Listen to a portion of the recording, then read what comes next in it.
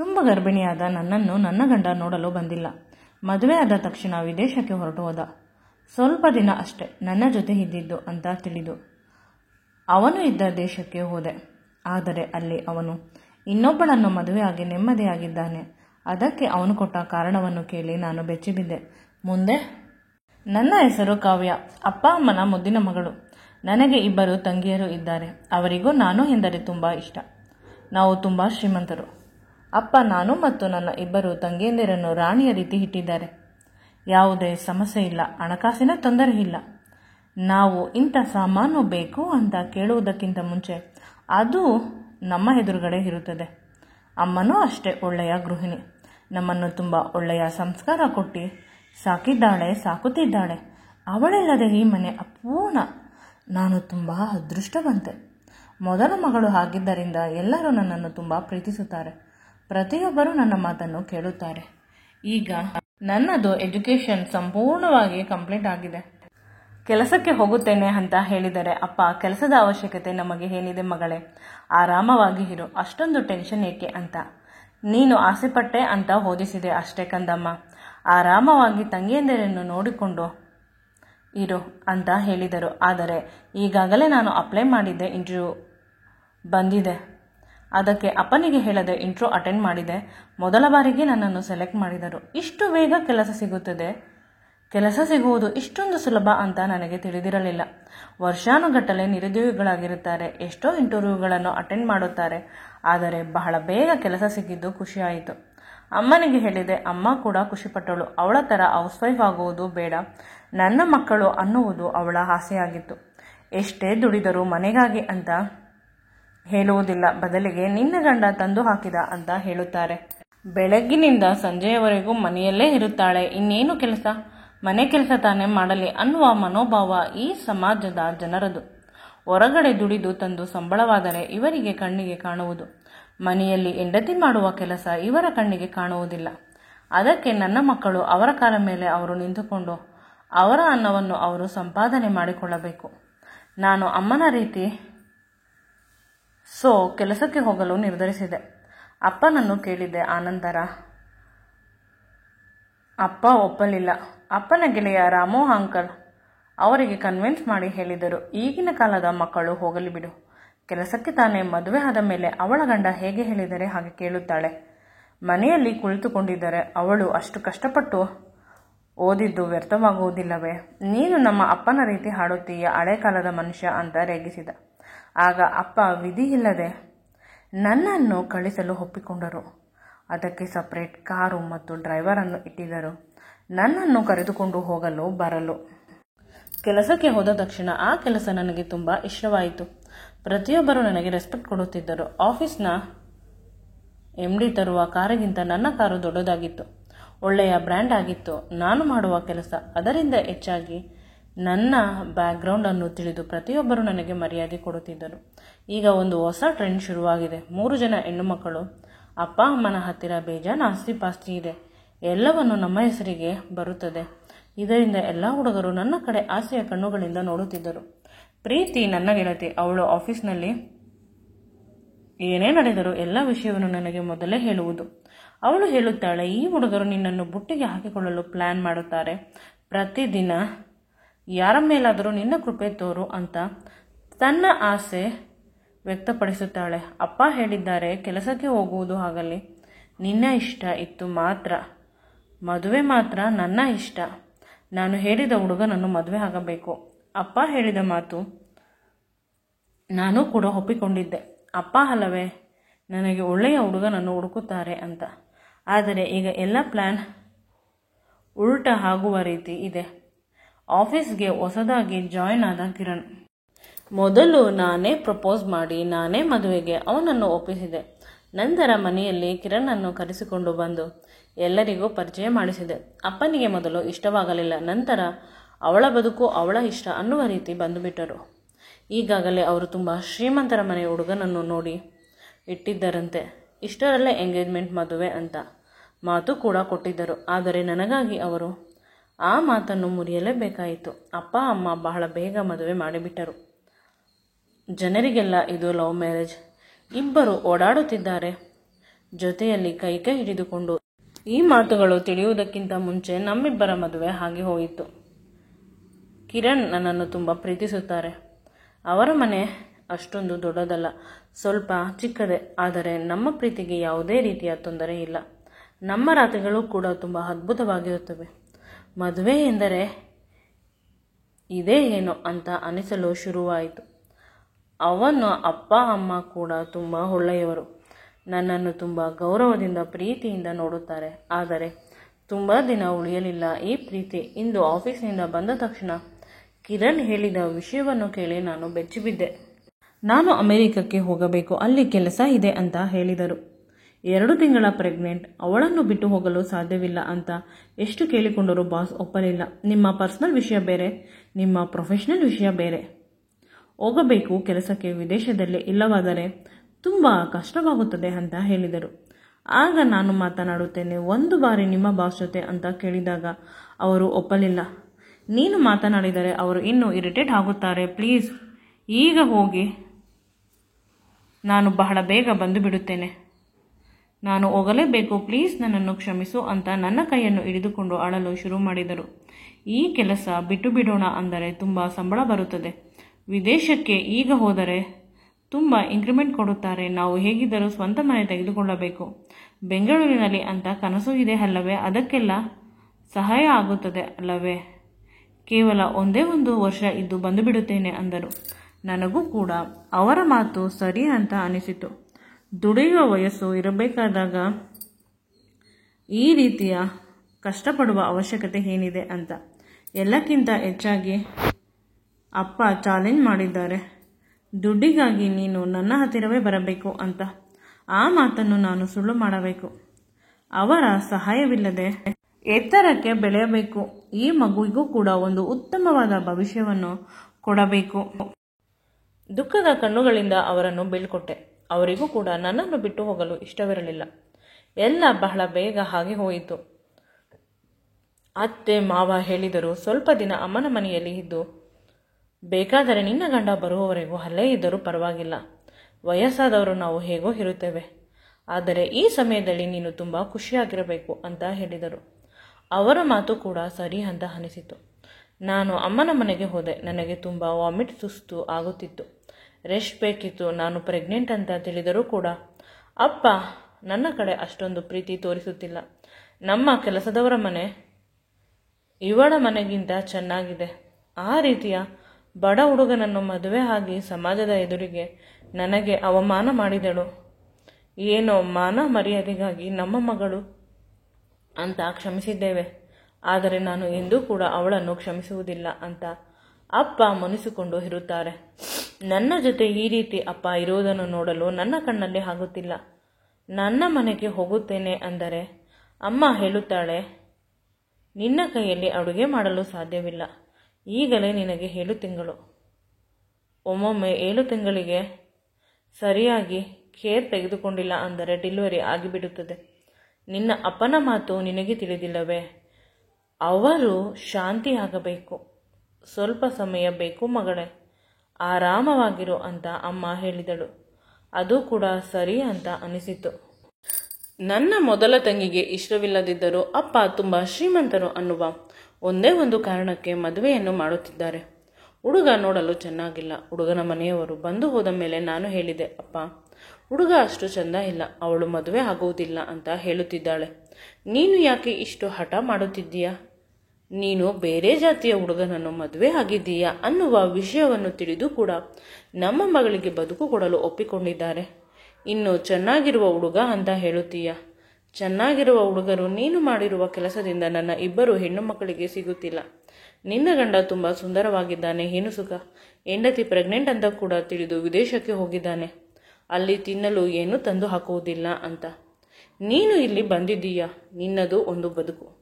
ಎಲ್ಲಿ ನಿನ್ನ ರೀತಿ ನನ್ನ 2 ಹೆಣ್ಣು ಮಕ್ಕಳು ಆಗಿಬಿಡುತ್ತಾರೆ ಅನ್ನುವ ಭಯಕ್ಕೆ ಬೇಗ ಬೇಗ ಶ್ರೀಮಂತರ ಮನೆಗೆ ಮದುವೆ ಮಾಡಿ ಕಳಿಸುತ್ತೇನೆ. ಮದುವೆಗೆ ಬಾ, ಬಂದರೂ ಜಾಸ್ತಿ ಓಡಾಡಬಾರದು, ಯಾವುದೇ ಶಾಸ್ತ್ರವನ್ನು ಕೂಡ ನೀನು ಮಾಡಬಾರದು, ನೀವು ಬೇರೆ ಜಾತಿ ಅಲ್ಲವೇ? ಅಪ್ಪನ ಈ ಮಾತುಗಳನ್ನು ಕೇಳಿ ನನಗೂ ತುಂಬ ನೋವಾಯಿತು. ಕಿರಣ್ ನನ್ನ ಜೊತೆ ಈ ಸಂದರ್ಭದಲ್ಲೇ ಇಲ್ಲ ಅನ್ನುವ ನೋವಿಗಿಂತ ಜಾಸ್ತಿ ಅಪ್ಪನ ಮಾತುಗಳು ಚುಚ್ಚಿ ನನ್ನ ಎದೆಯನ್ನು 1000 ಭಾಗಗಳನ್ನಾಗಿ ಮಾಡಿತು. ಈ ದುಃಖವನ್ನು ನಾನು ತಡೆದುಕೊಳ್ಳಲೇಬೇಕು. ಅಮ್ಮ ನನ್ನನ್ನು ಸಮಾಧಾನ ಮಾಡುತ್ತಿದ್ದಾಳೆ. ನನ್ನ 2 ತಂಗಿಯರು ನನ್ನ ಕೈಯನ್ನು ಹಿಡಿದುಕೊಳ್ಳುತ್ತಿದ್ದಾರೆ. ನಾವು ಇದ್ದೀವಿ ನಿನ್ನ ಜೊತೆ, ಅಪ್ಪನ ಮಾತನ್ನು ಕೇಳಬೇಡ ಅಂತ. ನನ್ನದು ಪಾಸ್ಪೋರ್ಟ್ ಇದೆ, ಸೊ ವೀಸಾಗೆ ಟ್ರೈ ಮಾಡಿದೆ. ಮೊದಲ ದಿನಕ್ಕೆ 3 ಸಾರಿ ಫೋನ್ ಮಾಡುತ್ತಿದ್ದ ಕಿರಣ್ ಇತ್ತೀಚೆಗೆ ವಾರಕ್ಕೆ ಒಂದೇ ಒಂದು ಫೋನ್ ಕೂಡ ಮಾಡುವುದಿಲ್ಲ. ನನಗೆ ಅವನನ್ನು ನೋಡಬೇಕು ಅಂತ ಬಯಕೆ ಆಗಿದೆ. ನಾನು ಅಮ್ಮನಿಗೆ ಹೇಳಿ ಅಮ್ಮನ ಹತ್ತಿರ ಸ್ವಲ್ಪ ದುಡ್ಡನ್ನು ತೆಗೆದುಕೊಂಡು ಕಿರಣನ್ನು ನೋಡಲು ಹೋದೆ. ಅಮ್ಮ ನನ್ನ ಜೊತೆ ನಮ್ಮ ಮನೆಯಲ್ಲಿ ನಾನು ಚಿಕ್ಕವಳಾಗದ ದಿನದಿಂದ ಕೆಲಸ ಮಾಡುತ್ತಿದ್ದ ರಾಮು ಮಾಮನನ್ನು ನನ್ನ ಜೊತೆ ಕಳಿಸಿದ್ದಳು. ಅವರಿಗೂ ಕೂಡ ಪಾಸ್ಪೋರ್ಟ್ ಮಾಡಿಸಿದ್ದಳು. ವೀಸಾವನ್ನು ಇಬ್ಬರು ಒಟ್ಟಿಗೆ ಅಪ್ಲೈ ಮಾಡಿದ್ದು ಎಲ್ಲ ಪ್ರೋಸೆಸ್ ಸರಿಯಾಗಿ ಆಯಿತು. ಇಂದು ನಾನು ಮತ್ತು ರಾಮು ಮಾಮ ನನ್ನ ಗಂಡ ಇರುವ ದೇಶದಲ್ಲಿ ಇದ್ದೇವೆ. ಇನ್ನೂ ಸ್ವಲ್ಪ ಸಮಯ ಅವನನ್ನು ನಾನು ಸೇರುವುದು. ನನ್ನ ಗಂಡನ ಅಡ್ರೆಸ್ಸನ್ನು ಅವರ ಗೆಳೆಯ ಶೇಖರ್ ಹತ್ತಿರ ತೆಗೆದುಕೊಂಡಿದ್ದೆ. ಸರ್ಪ್ರೈಸ್ ಕೊಡಬೇಕಿತ್ತು. ಕಿರಣ್ಗೆ ಅಲ್ಲಿಯ ಲೋಕಲ್ ಟ್ಯಾಕ್ಸಿಯಲ್ಲಿ ನಾನು ಮತ್ತು ರಾಮು ಮಾಮ ಕಿರಣ್ ಮನೆಗೆ ಹೋದೆವು. ಮನೆ ತುಂಬ ಸುಂದರವಾಗಿದೆ. ನಾನೇ ಈ ಮನೆಯ ಮಹಾರಾಣಿ ಅಂತ ಮನೆಯ ಒಳಗಡೆ ಕಾಲಿಟ್ಟೆ. ಮನೆಯ ಬಾಗಿಲು ತೆಗೆದಿದ್ದು, ಆದರೆ ನನ್ನ ಗಂಡ ಕಾಣಿಸಲಿಲ್ಲ. ಒಂದು ಪುಟ್ಟ ವಾರ್ಡನ್ ಇದೆ, ಅದು ಮನೆ ಒಳಗಡೆ ಹೋದರೆ ಸಿಗುವುದು. ಅಲ್ಲಿ ನನ್ನ ಗಂಡ ಒಂದು ಸುಂದರವಾದ ಹುಡುಗಿಯನ್ನು ಅವನ ತೊಡೆಯ ಮೇಲೆ ಕೂರಿಸಿಕೊಂಡು ಅವಳಿಗೆ ಮುತ್ತನ್ನು ಕೊಡುತ್ತಿದ್ದಾನೆ. ಅವಳು ಕೂಡ ಪ್ರತಿಕ್ರಿಯಿಸುತ್ತಿದ್ದಾಳೆ. ಈ ದೃಶ್ಯವನ್ನು ನೋಡಿ ನಾನು ಬೆಚ್ಚಿಬಿದ್ದೆ. ನನ್ನ ಕೈಯಲ್ಲಿ ನಾನು ಅವನಿಗಾಗಿ ಮಾಡಿದ್ದ ರವೆ ಉಂಡೆ ಕೆಳಗೆ ಬಿದ್ದಿತ್ತು. ಜೋರಾಗಿ ಕಿರಣ್ ಅಂತ ಕಿರುಚಿದೆ. ಕಿರಣ್, ಏನು ಮಾಡುತ್ತಿದ್ದೀಯಾ? ನಾನು ನಿನ್ನನ್ನು ತುಂಬ ಪ್ರೀತಿಸುತ್ತಿದ್ದೇನೆ.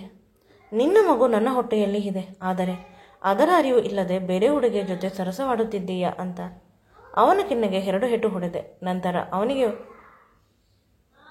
ಜೊತೆಯಾಗಿ ಕುಳಿತಿದ್ದ ಅವಳ ಪ್ರೇಯಸಿಗೆ ಹೊಡೆಯಲು ಹೋದಾಗ ಕಿರಣ್ ನನ್ನ ಕೈಯನ್ನು ಹಿಡಿದುಕೊಂಡ. ಎಷ್ಟು ಧೈರ್ಯ ನನ್ನ ಪ್ರೀತಿಯ ಹೆಂಡತಿಗೆ ಹೊಡೆಯಲು? ನೀನು ಯಾರೋ ಅಂತ?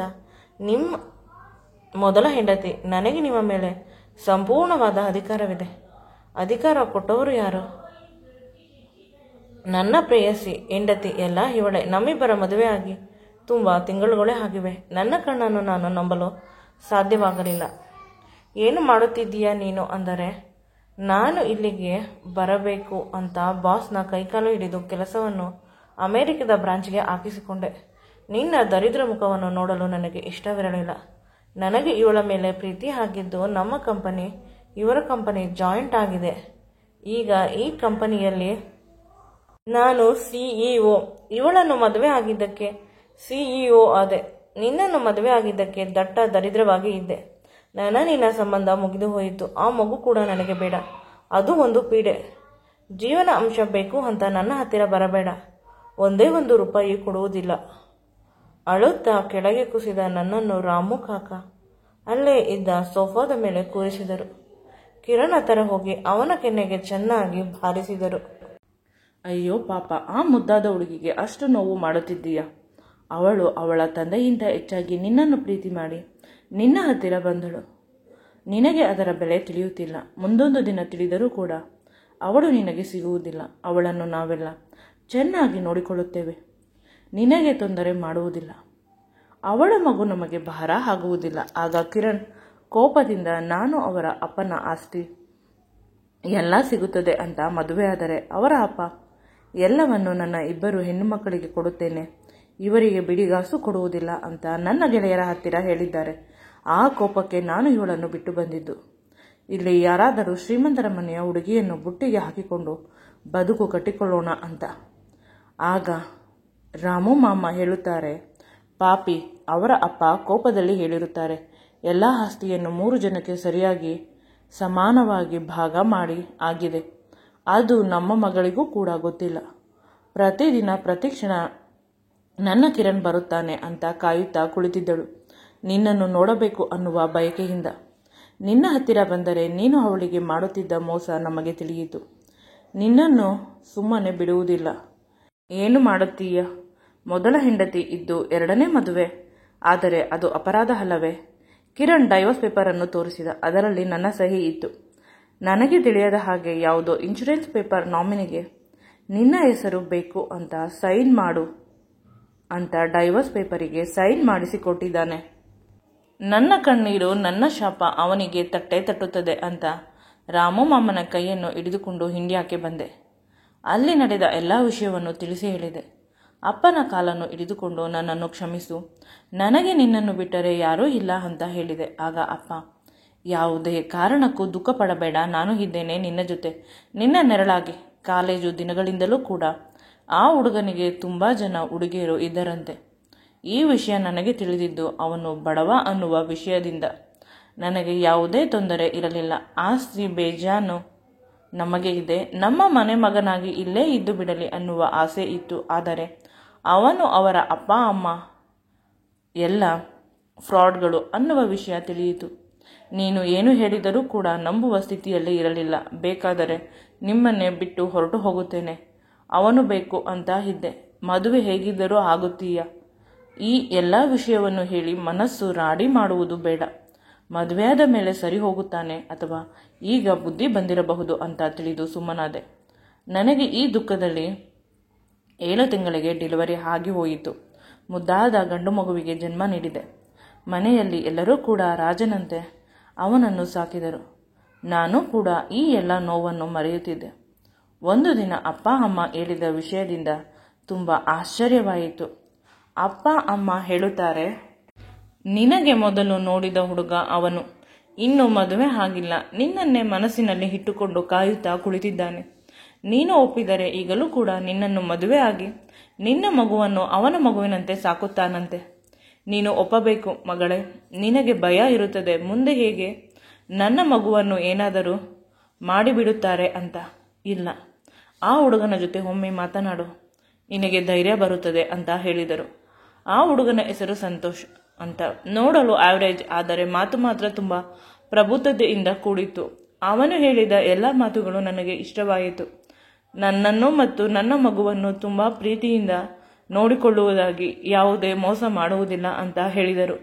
ಹಿಂದೆ ಆದ ನಿಮ್ಮ ವಿಷಯಗಳು ನನಗೆ ಬೇಕಾಗಿಲ್ಲ. ಈಗ ನನ್ನ ಜೊತೆ ಇರುವುದು ಅಷ್ಟು ಮಾತ್ರ ಮುಖ್ಯ. ನೀವು ಸಿಕ್ಕಿದರೆ ಮದುವೆ ಆಗುತ್ತೇನೆ, ಇಲ್ಲವಾದರೆ ಜೀವನ ಪರ್ಯಂತ ಬ್ರಹ್ಮಚಾರಿ ಹಾಗೆ ಇರುತ್ತೇನೆ ಅಂತ ಪುನಃ ಹೇಳಿದರು. ನನಗಾಗಿ ಕಾಯುತ್ತಿದ್ದ ಈ ರೀತಿಯ ಮನುಷ್ಯರನ್ನು ಮದುವೆ ಆದರೆ ಬದುಕು ಸುಂದರವಾಗಿರುತ್ತದೆ ಅಂತ ಸಂತೋಷನನ್ನು ಮದುವೆ ಆದೆ.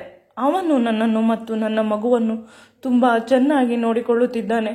ಯಾವುದೇ ವಿಷಯದ ಕೊರತೆಯೂ ಇರಲಿಲ್ಲ. ಈಗ ನನ್ನ ಮಗ ಹೈಸ್ಕೂಲ್ಗೆ ಹೋಗುತ್ತಿದ್ದಾನೆ. 2 ಮುದ್ದಾದ ಹೆಣ್ಣು ಮಕ್ಕಳಾದರೂ ಇಂದಿಗೂ ಕೂಡ ನನ್ನ ಮೊದಲ ಮಗನಿಗೆ ಸಂತೋಷ್ ಅವರ ಅಪ್ಪ ಅಲ್ಲ ಅನ್ನುವುದು ತಿಳಿದಿಲ್ಲ. ಅಷ್ಟು ಚೆನ್ನಾಗಿ ಸಾಕುತ್ತಿದ್ದಾರೆ ಅವರು. ಒಂದು ದಿನ ನಾನು ಮತ್ತು ನನ್ನ ಮಕ್ಕಳು, ನನ್ನ ಗಂಡ ಸಂತೋಷ್ ಎಲ್ಲರೂ ದೇವಸ್ಥಾನಕ್ಕೆ ಹೋಗಿ ಬರುತ್ತಿದ್ದೆವು. ಆಗ ಅಲ್ಲಿ ಒಬ್ಬ ಭಿಕ್ಷುಕ ಕುಳಿತಿದ್ದ. ನನ್ನ ಮಗ ಹೇಳುತ್ತಾನೆ, ಅವನಿಗೆ ದುಡ್ಡು ಕೊಡಬೇಕು. ಆ ಭಿಕ್ಷುಕನಿಗೆ ಪಾಪ ಅಂತ.